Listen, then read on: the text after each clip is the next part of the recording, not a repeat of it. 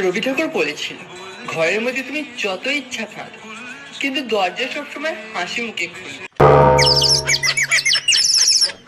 Hello. হ্যাঁ, তাপসজিৎ বলছো? হ্যাঁ হ্যাঁ বলুন স্যার। তোমার জায়গায় অন্য একজনকে রেখে দিয়েছে। কেন স্যার? না, you are fired.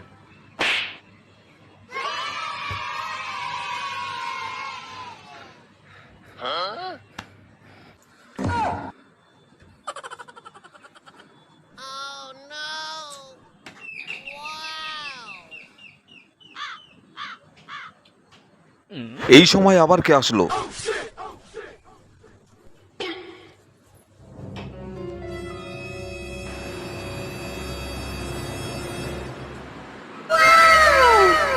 Rabi Thakur বলেছিলেন। রবি ঠাকুর বলেছিল, ঘরের মধ্যে তুমি যত ইচ্ছা কাঁদো, কিন্তু দরজা সবসময় হাসি মুখে খুলবে। कौन है ये लोग? कहाँ से आते हैं? এই আপনার এই নামে লেটার এসছে, বুঝলেন?